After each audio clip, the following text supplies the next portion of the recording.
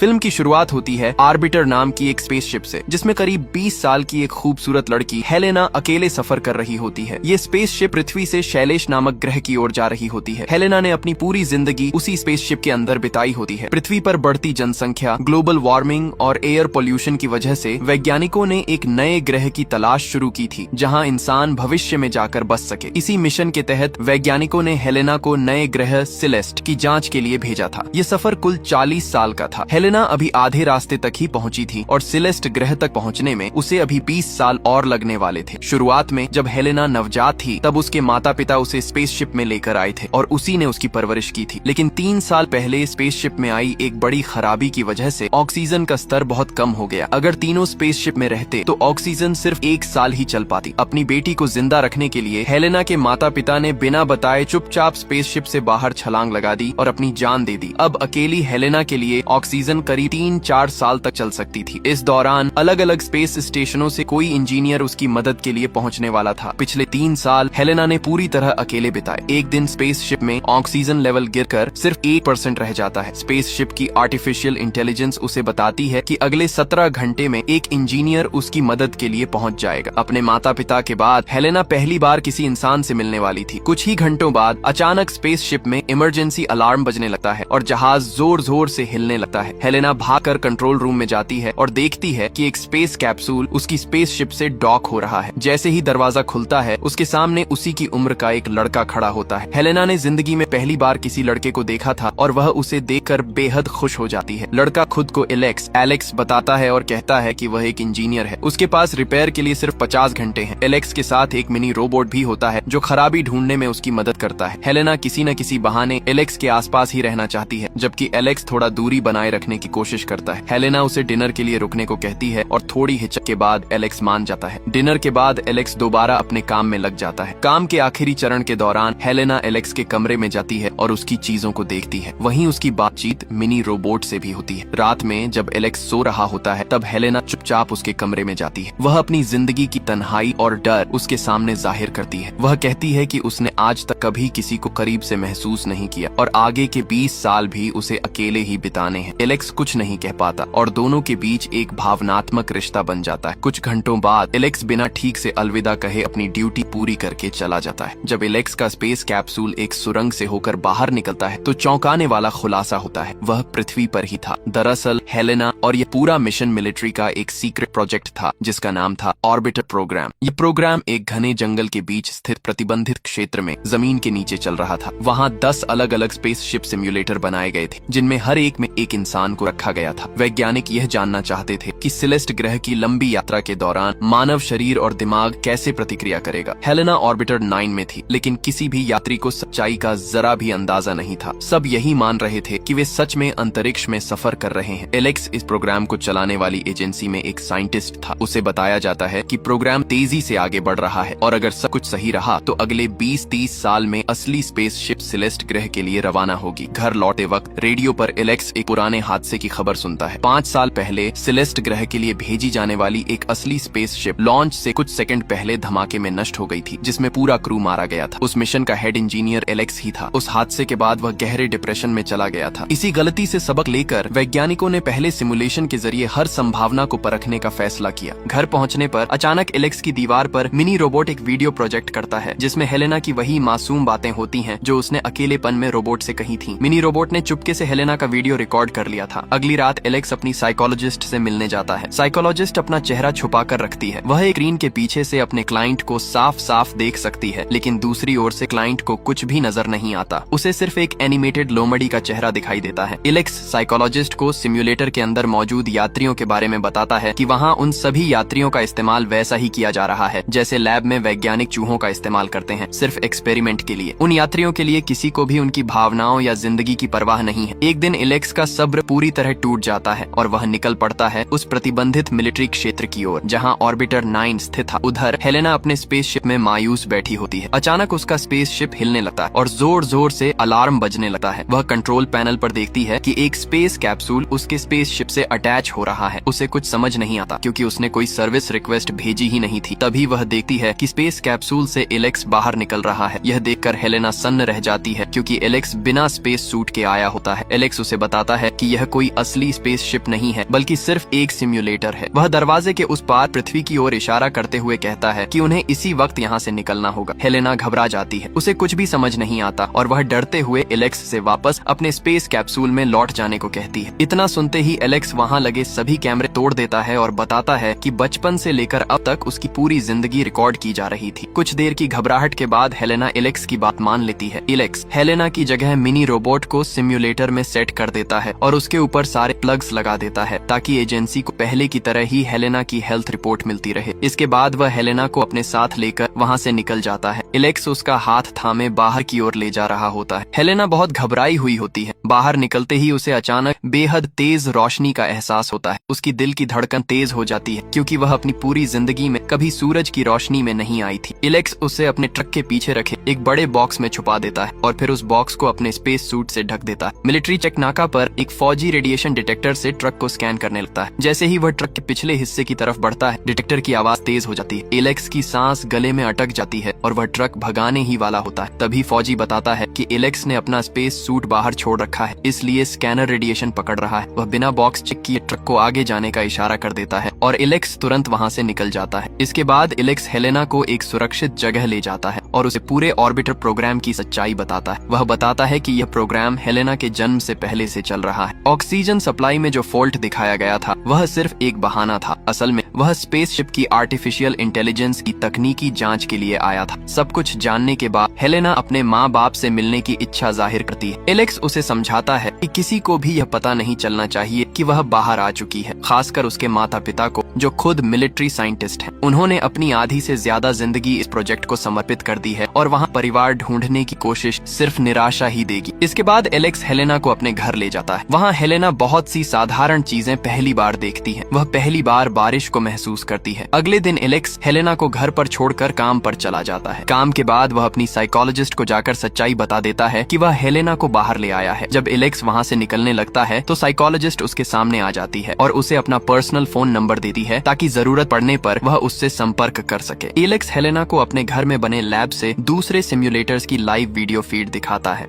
वह बताता है कि सिम्युलेटर में कैमरे सिर्फ कॉरिडोर और एंट्रेंस में लगे हैं, बेडरूम और बाथरूम में नहीं। अगर एजेंसी को शक हुआ तो वह घर से शूट किया गया वीडियो सिम्युलेटर की फीड के साथ मिक्स कर देगा। आखिर में एलेक्स हेलेना को यह भी बताता है कि सिम्युलेटर का दरवाजा किसी भी यात्री के लिए तभी खुलता है जब उस यात्री की मौत हो जाती है। उसकी यात्रा को किसी न किसी बहाने से लगातार बढ़ाया जाता रहता है जब तक कि वह नेचुरली मर न जाए, यानी सिम्युलेटर से मुक्ति सिर्फ मौत के बाद ही संभव है। यह पूरा प्रोग्राम इसी तरह डिजाइन किया गया था। फिर एक दिन हेलेना एलेक्स को अपनी पीठ पर उभरते अजीब से दाग दिखाती है। एलेक्स उसे अपने एक डॉक्टर दोस्त के पास ले जाता है। डॉक्टर बताता है कि हेलेना की स्किन बहुत ज्यादा कोमल है और सूरज की किरणें उसकी स्किन को धीरे धीरे नुकसान पहुंचा रही हैं। डॉक्टर के जोर देकर पूछने पर एलेक्स उसे हेलेना की पूरी सच्चाई बता देता है। डॉक्टर उसे बेहद सावधान रहने की हिदायत देता है। एक दिन एलेक्स की गैरहाजिरी में हेलेना के हाथ एक गुप्त रिपोर्ट लग जाती है। उस रिपोर्ट से उसे पता चलता है कि दरअसल वह एक क्लोन है। वह सच की तह तक जाने का फैसला करती है और उसी फाइल से अपने माता पिता का पता निकाल लेती है। बिना एलेक्स को बताए वह उनसे मिलने चली जाती है। वह आखिरकार अपने माता पिता से मिलती है। वे उसे बताते हैं कि हाँ, हेलेना एक क्लोन है, लेकिन वह किसी भी तरह से प्राकृतिक रूप से जन्मे इंसान से कम नहीं है, बल्कि कई मामलों में उनसे बेहतर है। इसी बीच हेलेना का पिता हथकड़ी लाकर उसे रेलिंग से बांध देता है और एजेंसी को फोन करने ही वाला होता है कि तभी पीछे से हेलेना की माँ उसके सिर पर वार करके उसे बेहोश कर देती है। उधर घर पहुँचने पर एलेक्स हेलेना को गायब पाता है। कमरे में बिखरी रिपोर्ट देखकर वह समझ जाता है कि हेलेना अपने माता पिता से मिलने गई है। हेलेना की माँ उसे आजाद कर देती है और भागने को कहती है। वह बताती है कि होश में आते ही उसका पिता एजेंसी को सब बता देगा। माँ से विदा लेकर हेलेना वहाँ से भाग जाती है। होश में आते ही हेलेना का पिता एजेंसी को उसके भागने की जानकारी दे देता है। उधर हेलेना वापस एलेक्स के घर पहुँच जाती है और दोनों वहाँ से भाग निकलते हैं। इसी दौरान एजेंसी का साइंटिस्ट अपने कमांडो दस्ते के साथ एलेक्स के घर की ओर निकल पड़ता है। एलेक्स और हेलेना मदद मांगने साइकोलॉजिस्ट के ऑफिस पहुँचते हैं। साइंटिस्ट उन्हें ट्रैक करता हुआ वहाँ पहुँच जाता है। साइकोलॉजिस्ट दोनों को छुपाने की कोशिश करती है, लेकिन वह असफल रहती है और एक कमांडो के हाथों मारी जाती है। एलेक्स और हेलेना किसी तरह वहाँ से जान बचाकर भागते हैं। कमांडो और साइंटिस्ट उनका पीछा करते रहते हैं। आखिरकार एक जगह जाकर दोनों फंस जाते हैं। उनके पास दूसरी छत पर कूदने के अलावा कोई रास्ता नहीं बचता। हेलेना एलेक्स से पहले कूदने को कहती है। एलेक्स कूद जाता है फिर वह हेलेना को भी कूदने को कहता है, लेकिन हेलेना नहीं कूदी। वह एलेक्स को बचाने के लिए आत्मसमर्पण करने का फैसला कर लेती है। आखिरकार कमांडो हेलेना को पकड़ लेते हैं। वे एलेक्स पर भी गोलियां चलाते हैं, लेकिन एलेक्स वहां से भागने में सफल हो जाता है। भागने के बाद एलेक्स अपने डॉक्टर दोस्त से मिलता है। डॉक्टर बताता है कि हेलेना की मेडिकल रिपोर्ट अच्छी नहीं है। उसकी स्किन तेजी से गंभीर बीमारी की तरफ बढ़ रही है और वह सूरज की रोशनी में जिंदा नहीं रह सकती। एलेक्स डॉक्टर को बताता है कि एजेंसी हेलेना को पकड़कर अपने साथ ले गई है। यह सुनकर डॉक्टर कहता है कि एक तरह से यह हेलेना के लिए अच्छा ही हुआ, क्योंकि उसका शरीर अब हाई प्रेशर और नियंत्रित वातावरण का आदी हो चुका है। बाहर वह ज्यादा समय तक नहीं जी पाएगी। डॉक्टर यह भी बताता है कि हेलेना प्रेग्नेंट है। उधर एजेंसी में साइंटिस्ट के किसी काम की नहीं है, इसलिए एजेंसी उसे खत्म करने वाली है। तभी उसके पास एलेक्स का फोन आता है। एलेक्स कहता है कि उसके पास एक ऐसा सौदा है जिसमें सबसे ज्यादा फायदा साइंटिस्ट का ही है। एलेक्स एजेंसी की ओर निकल पड़ता है। दूसरी तरफ हेलेना को जहर का इंजेक्शन देने के लिए ले जाया जा रहा होता है। एलेक्स मिलिट्री चेक पोस्ट तोड़ते हुए आगे बढ़ता है। जवान उस पर गोलियां चलाते हैं। एक गोली आकर उसे लगने ही वाली होती है कि तभी साइंटिस्ट वहां पहुंचकर जवानों को गोली चलाने से रोक देता है। इसके बाद एलेक्स और हेलेना को आमने सामने लाया जाता है। एक दूसरे को देखकर दोनों भावुक हो जाते हैं। एलेक्स साइंटिस्ट से कहता है कि वह भी हेलेना के साथ सिम्युलेटर के अंदर रहना चाहता है।